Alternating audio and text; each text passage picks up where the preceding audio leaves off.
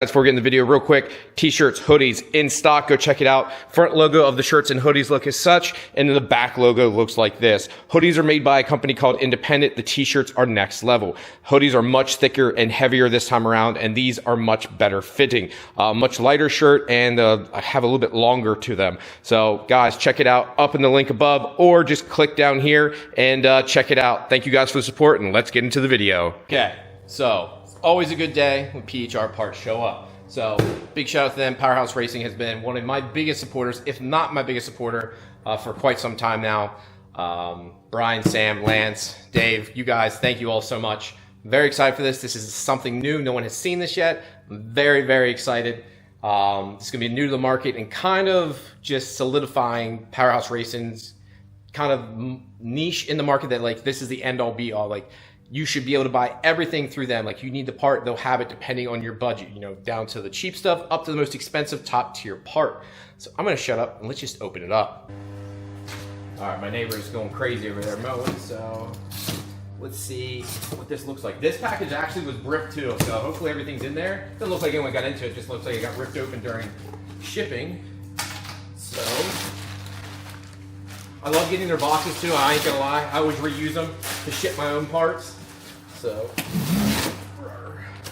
that first, and don't be an idiot like me. Make sure you open up every little thing that's inside these boxes, because I made the habit of not doing that a few times. And look at my other manifold there. I love that. So let's see what's in this one.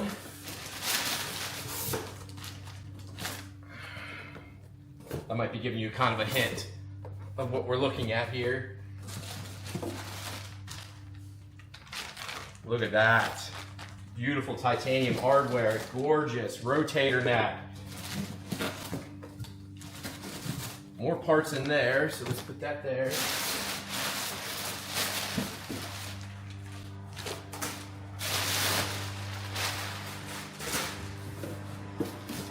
Some more stuff, Turbo Smart. Let's put this down the ground real quick. Whoops. There. All right, let's see if there's anything.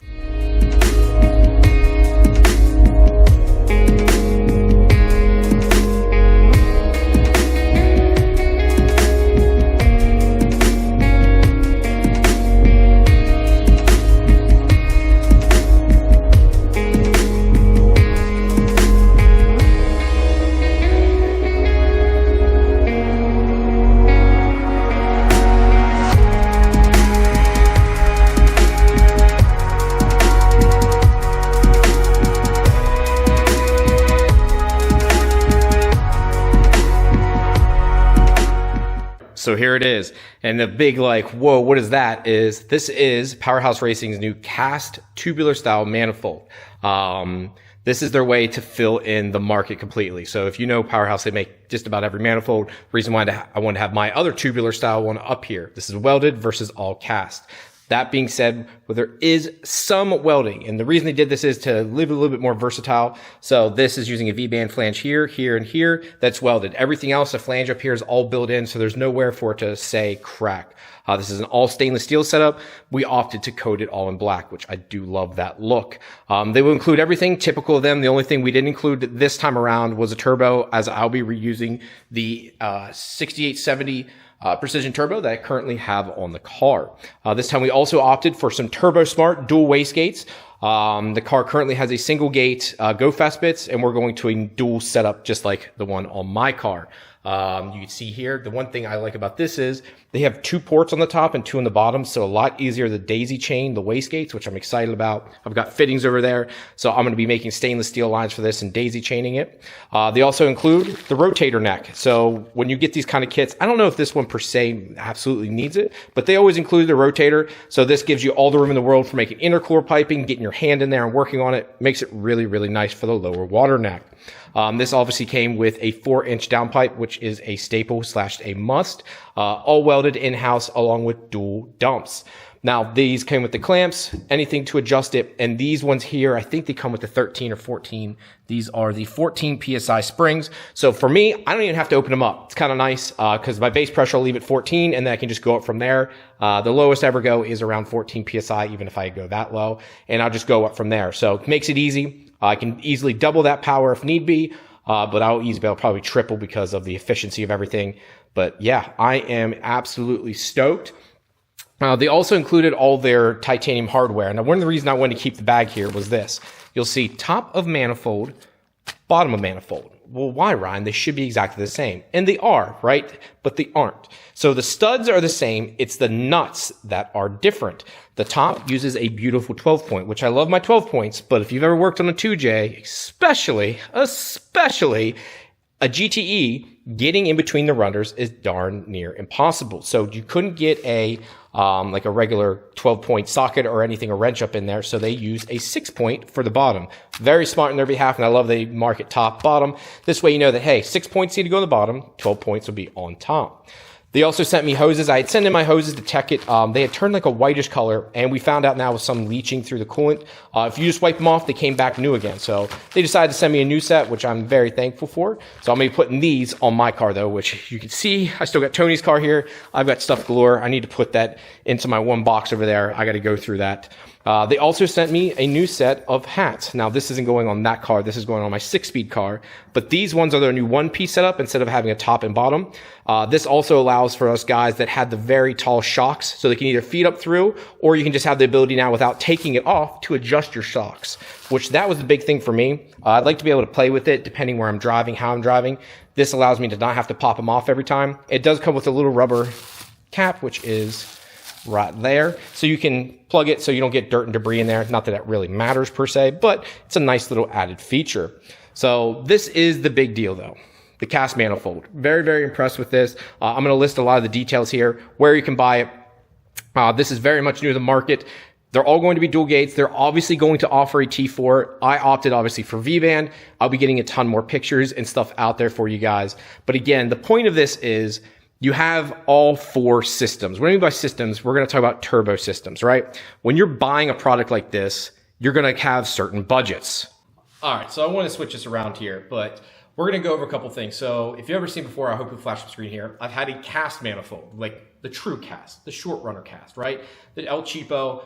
And it's not cheap in the fact that it doesn't work or it's junk. It's just, it doesn't give the iconic 2JZ sound. It is limited once you get higher up there. It's a single gate. The gate placement isn't ideal, but it works for most 800, even 1,000 plus horsepower. I've seen guys make more. They usually add a second gate, but then you're also, if you look at your EGTs, they start to go up. Back pressure does become an issue with those two if you have a back pressure sensor, but they work. That's in the $400 range. Then we have this new guy, right? This is our new manifold, which I got my grubby paws over, so I'm going to wipe it off so I don't ruin it. But this is their new cast manifold. This is going to be for the next step up. We're going to have 4 steps here roughly, maybe 5 technically. This is going to be for the step up. This is going to be that, I would assume this is probably around, again, the prices aren't even released yet, and I already have it. I'm going to say this is probably from the 14 to maybe 1,800, maybe even less than that, maybe 1,200.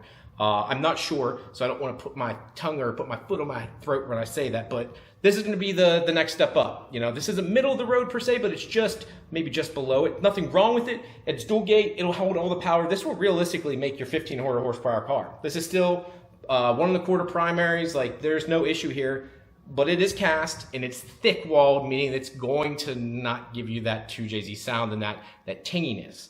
And that's where we move to the next turbo kit. And this video really is about this one, but I just wanted to make this point just so if you guys are wondering why they're doing all this, kind of gives you an inclination why. That brings you to this one. This is your S23QR. This is their quick response tubular manifold. This thing it is gorgeous. Absolutely love this manifold. This actually gives you that sound. And honestly, I hate saying it, but it makes my car sound more like a Nissan. It sounds more like an RB26. I don't know how many guys that I've had from Australia go like, dude, what manifold is on your car? And I'm like, it's Powerhouse Racing 3-2 or 3-1 or 3-2-1. And they're like, I got to get one of those. Like, they, in Australia, obviously, even with the 2J, they want that Nissan sound. So I've had a couple guys actually from over there inquire about it because it gives that more tingy, high pitched, like screaming, brat sound. If I can put a video up here too, I don't know if I have something on my phone, but.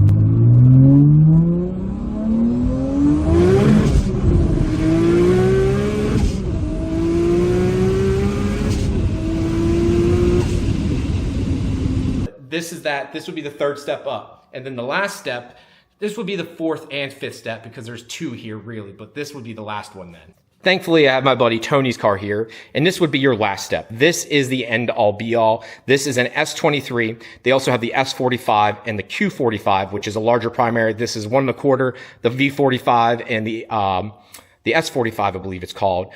Those are 1.5 inch primaries, but most of us, 99% of us need 1 1/4. This is all tubular. This is all welded. You can get anything you want to it. It is dual gate, and it also is equal length. And that's probably the biggest thing. This gives one of the best sounds, but is one of the hardest manifolds to make because of it being tubular. If you ever know how to work on a 2J, it's very hard to get everything to line up. So it adds quite a PETA effect to it, meaning a pain in the ass. So to make this manifold is not cheap and it's not easy, but this is it. This is the creme de la creme. This is the best manifold you can get. And Tony has it, of course, because everything he gets is the best. You can see here, this even has EGTs, and we have a back pressure sensor down there. So guys, I just wanted to go over that. Let's get back to this turbo kit. So the one nice thing about me being an idiot and wrecking my car, I had some way to mock things up because, of course, me being me, I'm going to make stainless steel hard lines. The setup I currently have, which is what I wanted to go over, I use 4 AN. I'm going to go down to 3 AN. It's actually better for this stuff, but it's a single gate setup. You can see I use soft lines, and it actually was a real, let's see if I can get closer here. It was a real PETA, being honest, to do it. So yeah, don't want to go through that again. You can see I got titanium out there, but the new stuff is purple and blue, and it looks sick. So I'm pumped for that. The way they have the gates oriented too, I actually used Tony's car to like kind of get it close so I can orient the gates. It's like 6.5 inches to the back side of where the pipe needs to be to fit it out the one spot that these always dump out at. So that made it pretty easy. And I liked how much longer they are. The one thing I'd always give feedback, and I want to make sure it's come off right, not a complaint, but like, hey, make sure the pipes truly come out and exhaust out of the car. Some of the ones had come out like this way, some didn't come far enough. So they've done a really good job. But like, I love the fact that they listen, like, that comes off wrong, but they listen to the fact like, cool, customer feedback. Okay, let's give that a shot. And plumbing these gates have been really easy so far. So plugged off this side, running 2 down this way with 2 90s. So run 2 90s down. I'm going to put 2 straight fittings here and here. And then since this has dual ports on it, on the back side of it here, I already put my motor mount up. It's really close, but I'm going to run 2 45s here and here straight over to the Mac valve. One has to go up to the turbo, which I believe is the top one. So I'll run it down, probably put a 3 fitting. So where's it at here? T fitting, 3 fitting. I'll put this T fitting on it here, and I'll tee it off, and it'll come up to the turbo.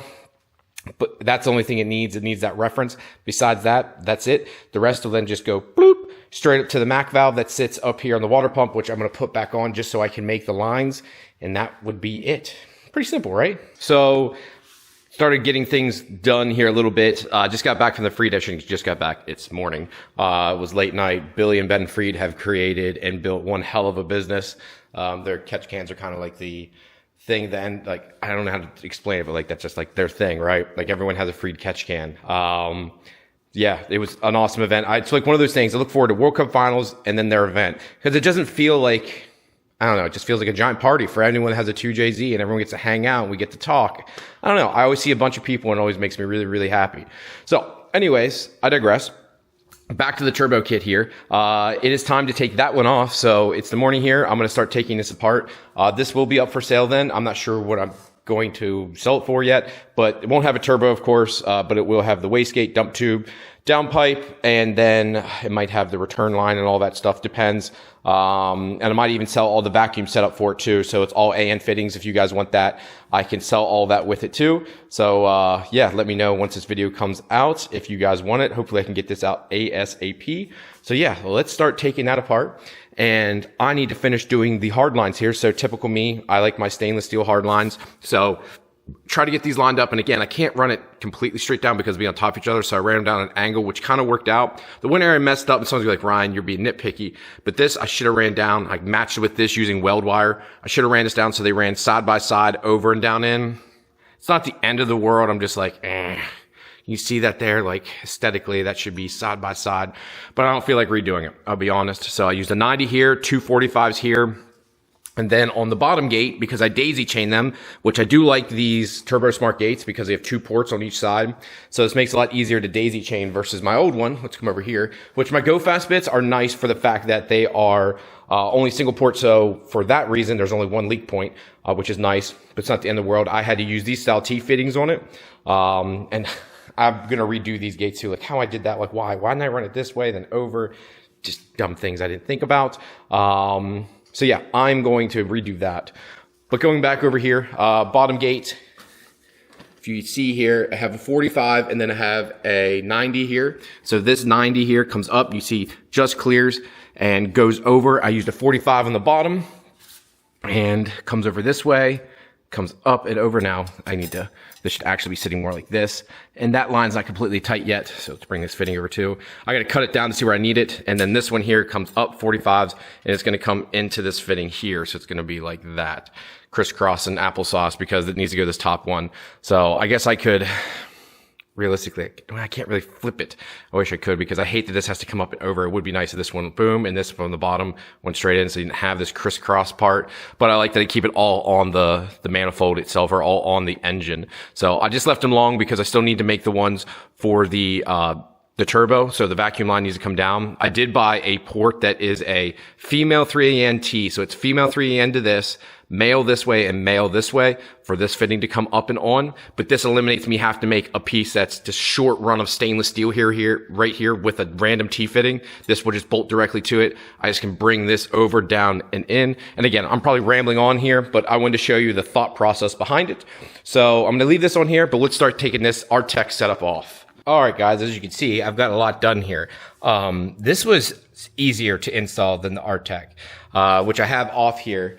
It's good manifold. It's just getting here, like anything that's in between, there's just no way to get your hand under there, right? You got to try and reach up under. But this has a giant gaping spot here where I can reach my hand in to get to all these nuts here. The only one that comes close is this one here. So 1, 2, 3 on the bottom on this side. You want to put that nut on first and just work it on. It's just the one that's closest. Everything else was really easy, but I always put the bottom nuts on first, and then because the top are so easy. Dump tubes all fit perfect, so you guys can see there. Stainless lines got in there, so yeah. And again, V-band for life. Like, this makes life so easy.